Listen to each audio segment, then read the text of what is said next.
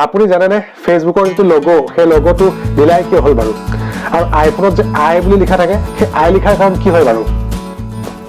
নমস্কাৰ সকলোকে মোৰ চেনেল সঞ্জয়লৈ স্বাগতম জনাইছোঁ আজি আপোনালোকলৈ লৈ আহিছোঁ দুটা ফেক্ট তাৰে নম্বৰ 1 এই আইফোনৰ বিষয়ে জানিবা যে আইফোনত যে থাকে চাবচোন আই শব্দটো সেই আইফোন আইপেড আইপড এইবিলাক চবতে আই থাকে ইয়াৰ কাৰণ কি হ'ব পাৰে বাৰু এই বিষয়ে জানিবলৈ বলক ভিডিঅ'লৈ আগবাঢ়ো আইফোনত আই কিয় ব্যৱহাৰ কৰা হ'ল যিহেতু আমি আইফোনৰ ব্যৱহাৰ হোৱা আইৰ বিষয়ে জানিব বিচাৰিছোঁ কিন্তু তাৰ আগে আইফোনৰ বিষয়ে কিবা অলপ জানি লোৱা হওকচোন আইফোন কি হয়নো এই বিষয়ে মই আপোনালোকক নতুনকৈ কোৱাৰ প্ৰয়োজন নাই কিয়নো আপোনালোকে জানেই যে আইফোন এটা উচ্চমানৰ কোৱালিটি সম্পন্ন স্মাৰ্টফোন অন্যান্য স্মাৰ্টফোনতকৈ ইয়াৰ দামটো অলপ বেছি কিন্তু দাম বেছি হোৱা স্বত্তেও বিশ্বব্যাপী ইয়াৰ যিটো লোকপ্ৰিয়তা সেইটো এতিয়াও কমা নাই দিনে দিনে বাঢ়িছেহে এনেকুৱা কি কাৰণ আছেনো যে দাম বেছি হোৱা স্বত্তেও ইয়াৰ বিক্ৰীৰ পৰিমাণ দিনে দিনে বাঢ়িবলৈহে ধৰিছে আজি সেই ফেক্টবোৰকে আপোনালোকক জনাম যিবোৰ জানি আপোনালোকেও হ'ব আচৰিত আইফোন এপল কোম্পানীৰ দ্বাৰা বনোৱা এটা স্মাৰ্টফোন য'ত কম্পিউটাৰ আইপড ডিজিটেল কেমেৰা আৰু চেলুলাৰ ফোনৰ সকলোবোৰ বৈশিষ্ট্য ইয়াত মজুত থাকে আইফোনৰ অপাৰেটিং ছিষ্টেমটো হৈছে iOS যিটো এণ্ড্ৰইড অপাৰেটিং ছিষ্টেমতকৈ সম্পূৰ্ণ বেলেগ এপল কোম্পানীৰ মালিক ষ্টিভ জবছে নিজৰ প্ৰথমটো আইফোন জানুৱাৰী 2007ত ছান ফ্ৰান্সিস্কোত মুকলি কৰিছিল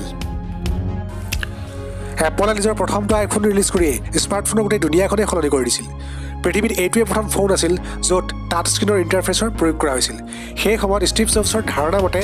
এই মোবাইলটো এনেকুৱা এটা মোবাইল যিটোৱে সময়তকৈ 5 বছৰ আগবাঢ়ি আছে আৰু এইটো মোবাইল ওলোৱাৰ পিছতে টাচ স্ক্ৰীণৰ যিটো আইডিয়া সেইটো আটাইতকৈ বেছি লোকপ্ৰিয় হ'বলৈ ধৰিলে আজিকালিতো এপলৰ আইফোনৰ যিবোৰ এপছ সেই এপছবোৰে পৃথিৱীৰ আটাইতকৈ বেছি ডাউনলোড হোৱা এপছ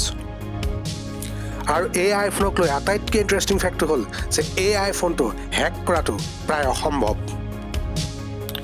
ইয়াৰ মুখ্য কাৰণটো হ'ল এপলে আইফোনৰ ডিভাইচত কোনো ধৰণৰ এপছ নিজে নিজে ৰান হোৱাৰ অনুমতি নিদিয়ে ইয়াৰ দ্বাৰা ভাইৰাছ ডিভাইচত আহিব নোৱাৰে আৰু সকলোবোৰ পাৰ্চনেল ডাটা সুৰক্ষিত হৈ থাকে এতিয়া আহিছোঁ আমাৰ মেইন ফেক্টলৈ আইফোনত ব্যৱহাৰ হোৱা আইক লৈ আইফোনত আইক কিয় ব্যৱহাৰ কৰা হয় ইয়াৰ কাৰণ হ'ল ষ্টিভ জবছৰ মতে আই মেক আইপড আইফোন আইপেড আদিবোৰত ব্যৱহাৰ হোৱা আইটোৱে বুজায় ইণ্টাৰনেট ইণ্ডিভিজুৱেল ইনষ্ট্ৰাক্ট ইনফৰ্ম আৰু ইনস্পায়াৰ আৰু আমি যদি আইফোনৰ অফিচিয়েল উইকিপিডিয়া পেজটোলৈও যাওঁ তাততো আমি এইখিনি তথ্যই বিচাৰি পাওঁ আৰু এয়াই আছিল আইফোনত আই ব্যৱহাৰ হোৱাৰ মেইন কাৰণটো আইফোনৰ পিছতে এইবাৰ জানিম ফেচবুকৰ ফাউণ্ডাৰ মাৰ্ক জুকাৰবাৰ্গৰ বিষয়ে কিছুমান কথা মই এনেই আপোনালোকে যদি ফেচবুক চাৰ্চ কৰে বা ইউটিউব চাৰ্চ কৰে তেতিয়াহ'লে মাৰ্ক জুকাৰবাৰ্গৰ বিষয়ে আপোনালোকে বিভিন্ন তথ্য পাব বিভিন্ন ফেক্ট পাব কিন্তু মই তাৰ মাজত বাছি 5টা এনেকুৱা ফেক্ট লৈ আহিছোঁ যিটো আপোনালোকে আজি জানিব পাৰিব তেনেহ'লে বলক এই বিষয়ে কিবা অলপ জানো আপুনি জানেনে ফেচবুকৰ ফাউণ্ডাৰ মাৰ্ক জুকাৰবাৰ্গে ফেচবুকৰ ৰং নীলা কিয় ৰাখিলে কাৰণ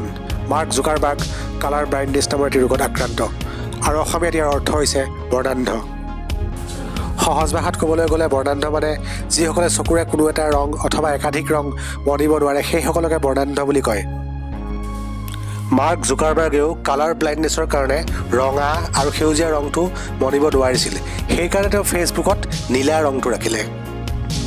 নাম্বাৰ 2 আপুনি যদিহে আমাৰ আগৰ ভিডিঅ'বোৰ নিয়মীয়াকৈ চাইছে তেন্তে নিশ্চয় গম পাব তাত মই এটা ভিডিঅ'ত উল্লেখ কৰিছিলোঁ যে মাৰ্ক জুকাৰবাৰ্গে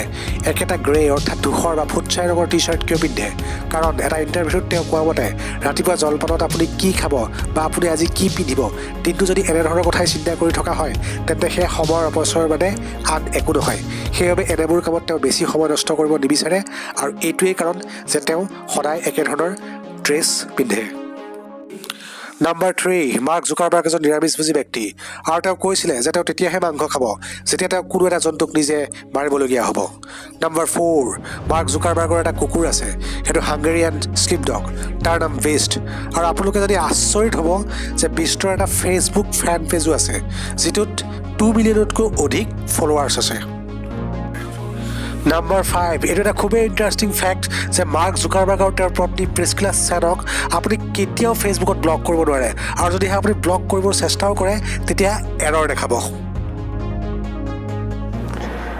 তেনেহ'লে এয়াই আছিল ফেচবুকৰ প্ৰতিষ্ঠাপক মাৰ্ক জুকাৰবাৰ্গৰ বিষয়ে 5টা ফেক্ট